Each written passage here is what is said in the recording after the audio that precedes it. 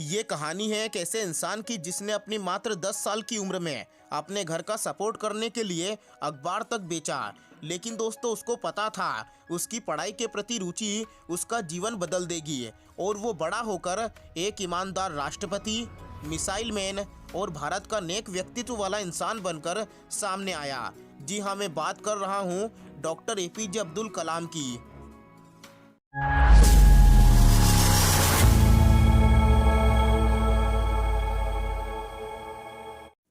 हाँ, तो doctor APJ Abdul Kalam का असली नाम अवुल पकीर जैनुल अबिदीन अब्दुल कलाम था, जिनका जन्म 15 अक्टूबर सन 1931 को तमिलनाडु के रामेश्वरम में हुआ।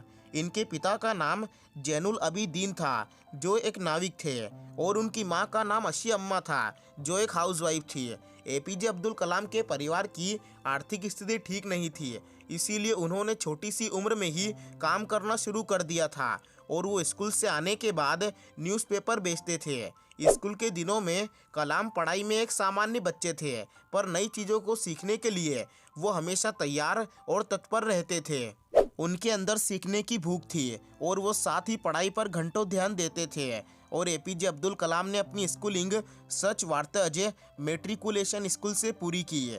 उसके बाद कॉलेज की पढ़ाई के लिए अब्दुल कलाम ने तिरुचिरापल्ली के जोसेफ्स कॉलेज में दाखिला ले लिया, जहां से उन्होंने सन 1954 में भौतिक विज्ञान की डिग्री ली। उसके बाद साल 1955 में वो मद्रास चले गए, जहां से उन्होंने एरोस्पेस इंजीनियरिंग की शिक्षा प्राप्त की और 1960 में एपीजे अब्दुल कलाम ने मद्रास इंस्टीट्यूट ऑफ टेक्नोलॉजी से इंजीनियरिंग की पढ़ाई पूरी की है। एपीजे अब्दुल कलाम इंजीनियरिंग की पढ़ाई पूरी करने के बाद रक्षा अनुसंधान और विकास संगठन यानी DRDO में साइंटिस्ट के तौर पर चुने गए।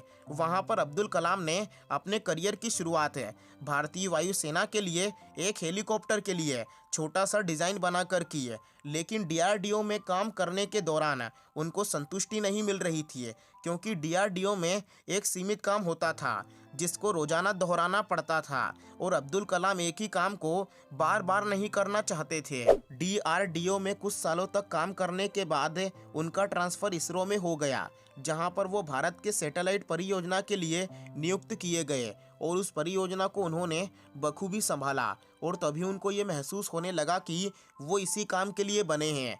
उसके बाद उन्होंने कभी पीछे मुड़कर नहीं देखा और एक के बाद एक शक्तिशाली मिसाइल भारत को बना कर दी और दुनिया को बता दिया कि हम भारतीय भी किसी से कम नहीं है। एक होशियार वैज्ञानिक और ईमानदार इंसान होने की वजह से उनको 2002 में राष्ट्रपति बनाया गया और अपने 5 साल के कार्यकाल में अब्दुल कलाम ने देश को सही ढंग से संभाला।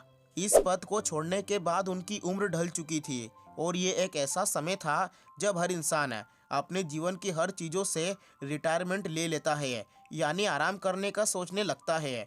लेकिन उन्होंने ऐसा नहीं किया, क्योंकि इसके बाद भी वो कई जगहों पर प्रोफेसर के तौर पर कार्यरत रहे और अपना पूरा जीवन युवाओं को मार्गदर्शन देने में लगा दिया।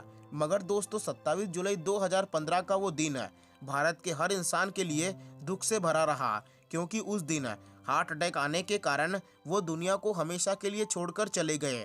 लेकिन फिर भी वो आज हमारे दिलों में जिंदा हैं। दोस्तों, इस वीडियो के जरिए मैं आपको उनकी क्वालिटीज़ के बारे में बताना चाहता हूँ। सन 1992 से लेकर 1997 तक अब्दुल कलाम जी रक्षा मंत्री के वैज्ञानिक सलाहकार रहे और 1999 से 2001 में उन्होंने कैबिनेट मंत्री के साथ साथ सरकार के प्रमुख वैज्ञानिक सलाहकार के तौर पर काम किया। 1998 में उन्होंने परमाणु हथियारों के परीक्षण में अपनी भूमिका निभाई और देश को परमाणु शक्ति के रूप में मजबूती प्रदान की। इतना कुछ हासिल करने के बावजूद भी साल 1981 में इन्हें भारत सरकार द्वारा पद्म भूषण अवार्ड से सम्मानित किया गया। 1990 में पद्म विभूषण और 1997 में भारत रत्न के साथ एकता पुरस्कार अवार्ड से भी सम्मानित किया गया और साल 1998 में भारत सरकार द्वारा वीर सावरकर पुरस्कार से सम्मानित किया गया। तो दोस्तों, ये तो कहानी थी respective doctor APJ Abdul Kalam की और अगर आपको ये वीडियो अच्छी लगी हो तो इस वीडियो को लाइक कर देना और चैनल को सब्सक्राइब कर देना।